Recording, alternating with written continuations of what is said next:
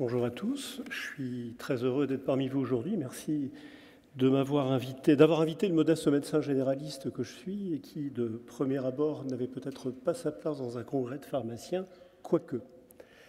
Je trouve assez culotté, c'est une remarque en aparté, et bien heureux d'avoir enfin dans des congrès de soignants la volonté, le courage d'écouter également ce que pensent les bénéficiaires des soins. Et je vous salue d'avoir eu ce courage d'inviter un patient, un représentant de patient. Je pense que c'est vraiment une très bonne chose. Il va falloir que j'en parle également à mes collègues pour nos futurs congrès. Ça me semble être quelque chose d'important, même si certains propos méritaient discussion. Alors, mais c'est toujours facile après. En ce qui concerne la médecine générale, que je représente aujourd'hui avec l'accord de mon directeur de département, puisque j'ai la double mission d'être soignant et également professeur de médecine générale à la faculté de médecine de Lille. Il faut dire que probablement les travaux sur la conciliation médicamenteuse n'auraient pas existé si on n'était pas venu nous chercher. Il faut reconnaître que certains ont eu ce courage. Il y en a un qui est au premier rang dans la salle et qu'on ne remerciera jamais assez. Si ce partenariat n'existait pas, je pense qu'on aurait pris un peu de retard, et c'est bien toujours de le signaler. Ça ne date pas d'hier, comme vous le constatez, puisqu'on a commencé à travailler avec les équipes de Pascal Audoux et de Bertrand Descodins il y a maintenant 3 ans. C'est quand même très très frais. Initialement, il s'agissait juste de mettre en rapport des médecins qui étaient volontaires pour le faire, des médecins généralistes, donc en ambulatoire, et des pharmaciens officinaux dans le cadre d'un stage pour les étudiants en pharmacie officinale. Ça a continué à progresser sur d'autres thématiques, puisque très rapidement, des séminaires interprofessionnels se sont faits sous forme de séminaires entre nos deux facs, pharmacie, médecine, qui se reproduisent maintenant tous les ans, où on met en rapport les étudiants en pharmacie officinale et les étudiants en médecine générale, de manière à créer un lien entre eux et les forcer à interférer pour de la conciliation médicamenteuse sur la base de jeux de rôle.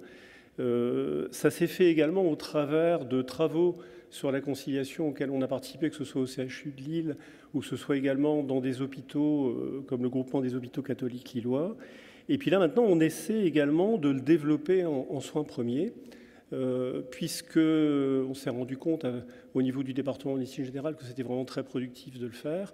Donc on a tout un tas de projets, je n'en ai mis quelques-uns, qui sont actuellement en cours, puisque malheureusement, comme vous le voyez, les travaux sont relativement récents et je ne pourrai produire de résultats qu'à la fin de cette année, qui concernent par exemple des études faites en EHPAD. Alors on est moyen soins premiers quand on parle d'EHPAD, néanmoins la population vieillissante est celle qui mérite très certainement, prioritairement, qu'on prenne garde à ces soins et aux médicaments prescrits. Jean-Baptiste en parlait tout à l'heure et c'est certainement lui qui est le mieux à même d'en parler ici au niveau lillois. Et là, donc, on a des projets en EHPAD qui sont centrés sur la liste de Marie-Laure Laroche, que vous connaissez tous, et qui consiste en fait à faire bouger le positionnement des prescripteurs, des médecins, et des dispensateurs, les pharmaciens d'officine, puisque ce sont les pharmaciens d'officine qui introduisent les médicaments dans les EHPAD, de manière à voir si après avoir fait connaître la liste de Laroche, qui malheureusement, bien qu'étant l'outil français quand même probablement le plus adapté en médecine de soins premiers, elle reste très très mal connue. À partir du moment où elle a été présentée, on fait une étude différenciée entre la morbimortalité des patients avant la présentation de la liste et après, de manière à voir si la production de cette liste, d'une part, a été prise en considération, parce que malheureusement, probablement, elle ne sera pas toujours lue, et surtout si elle était comprise, intégrée et respectée.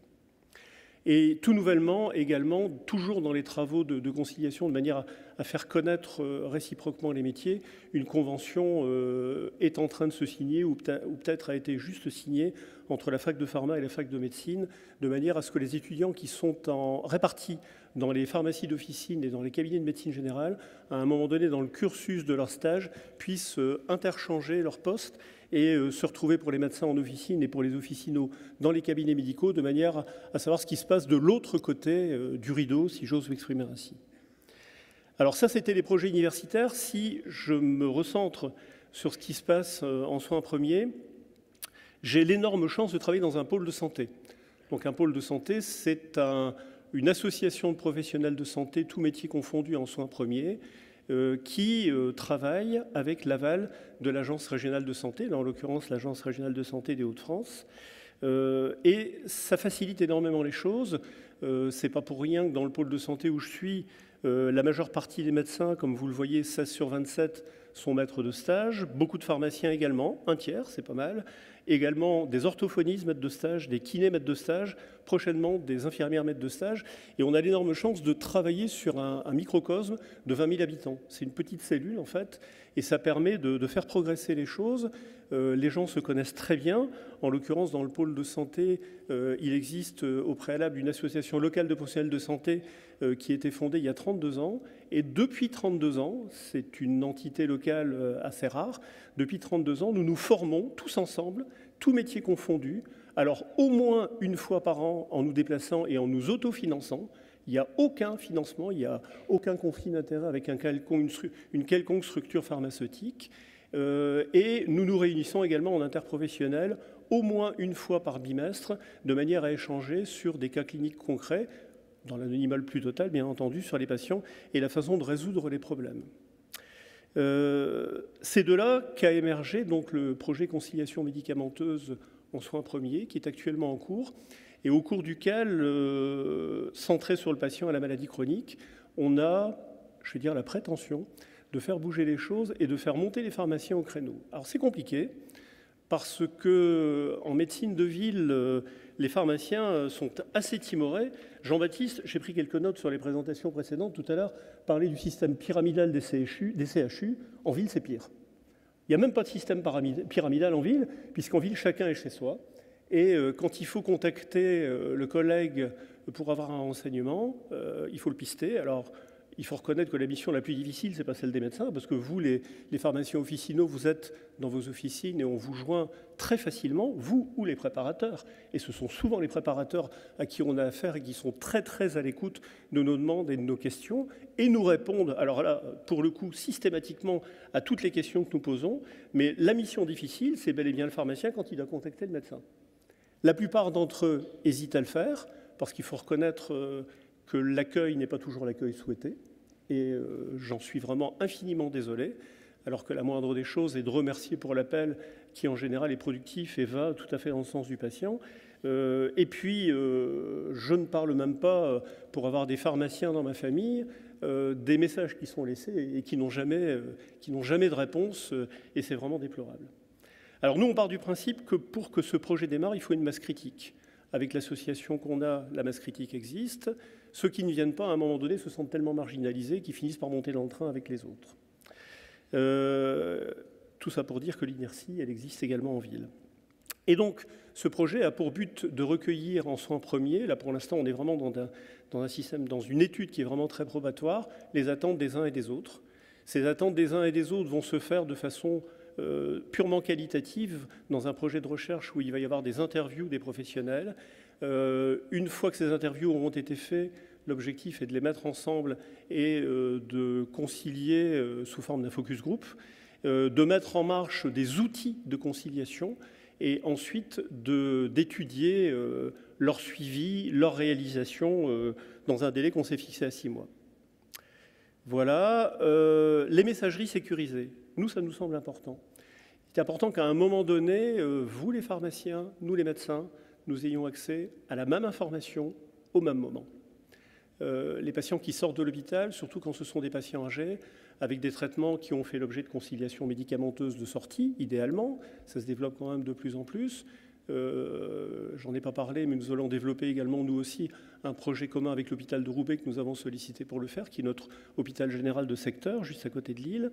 Il est important que l'info de sortie, l'info des patients, ou même des infos qui n'ont rien à voir avec une hospitalisation et qui ne peuvent être représentées que par le courrier d'un spécialiste non généraliste concernant le patient, concernant un changement de traitement.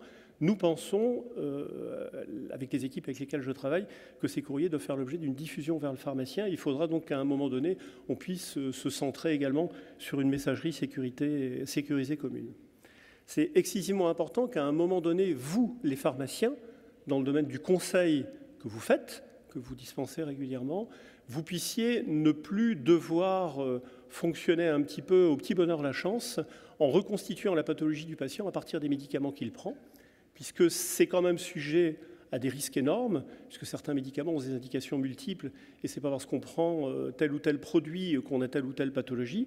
Et à un moment donné, il faudra que vous aussi, vous puissiez avoir accès aux antécédents du patient, aux pathologies traitées, de manière à pouvoir mettre en correspondance la pathologie et la file active de médicaments. Nous, on travaille énormément sur des choses qui sont basiques actuellement en ville, du style tout changement de dose sur une prescription doit faire l'objet d'une validation, de manière à ce que le pharmacien ou le préparateur, pardon d'avoir oublié, à l'officine puisse être certain que la nouvelle dose ne soit pas une erreur de prescription, mais bel et bien la dose qui a été prescrite. Nous travaillons également sur des choses basiques qui sont que tout nouveau médicament chronique entrant dans la file active des produits doit faire l'objet d'une petite annexe où on signale que c'est un nouveau médicament, que tout arrêt de traitement également doit pouvoir faire l'objet de ce type de petits commentaires, médicament un tel, stoppé définitivement.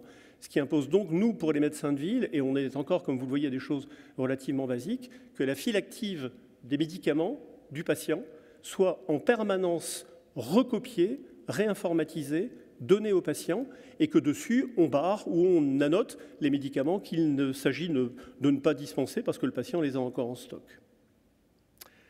Ça permettra, et c'est l'optique, que vous puissiez vous aussi un jour, et c'est vraiment le souhait que nous avons, prendre également des décisions.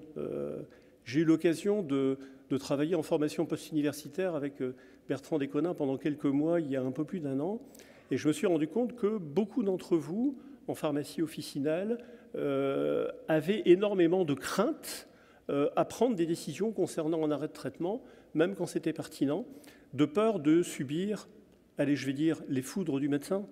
Mais je pense que ce genre de position doit vraiment changer. Certainement, ça fait sourire les hospitaliers, mais il faut vraiment qu'en médecine de ville, on y arrive aussi. Alors moi, je crois énormément dans le rôle moteur de la maîtrise de stage. Vous, les hospitaliers, vous connaissez, les étudiants, vous les voyez tous les jours. En soins premiers, il faut à tout prix que tous les acteurs du soin, quel que soit leur métier, pas seulement les pharmaciens et les médecins, puissent se lancer dans la maîtrise de stage. C'est le contact avec les jeunes qui nous booste, qui nous pousse et qui nous oblige en permanence à être meilleurs. Je crois dans le partenariat, on en parle depuis tout à l'heure, parce que c'est vraiment quelque chose qu'il faut à tout prix recentrer autour du patient, bien entendu, de manière à ce qu'à un moment donné, on puisse avoir des retours sur les erreurs de prescription que nous faisons. Et je suis persuadé que nous en faisons beaucoup plus qu'on le croit. Monsieur Sarlat en a parlé tout à l'heure. Il faut vraiment être à l'écoute de ce que dit le patient. Et quelquefois, le patient, même souvent, ce n'est pas au médecin qui va se confier, c'est au pharmacien. Vous le savez, toutes les études le montrent.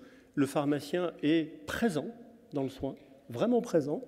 Et il est même, en général, le premier, dans toutes les études, le premier soignant, le premier intervenant vers lequel se tournent les patients quand ils ont un problème de santé. C'est une façon également d'avoir des retours sur les traitements non tolérés. Et il faut qu'à un moment donné, et c'est vraiment le plaidoyer qui va terminer mon intervention aujourd'hui, on puisse vraiment tous être centrés sur une décision partagée au cours de laquelle les médecins, alors peut-être pour les anciens comme moi, dans la mentalité de beaucoup d'entre eux, perdront une part de leur pouvoir supposé. Parce que le pouvoir des médecins n'est qu'un pouvoir supposé, il n'existe pas. La seule chose qui compte, la seule chose qui justifie notre métier, nos actions, c'est le patient. Il n'y en a pas d'autre. Voilà, donc on a fait la pub pour le Canada tout à l'heure. Ils sont toujours en avance. En médecine générale, c'est la même chose. Les pays qui ont décidé de tout miser sur le soin premier sont des pays qui sont en général à la pointe du progrès. Il y a également les Néerlandais qui sont très forts là-dessus. Voilà, je pense que c'est maintenant le moment peut-être de parler à un moment donné d'une certaine forme de redéfinition des métiers. Merci pour votre attention.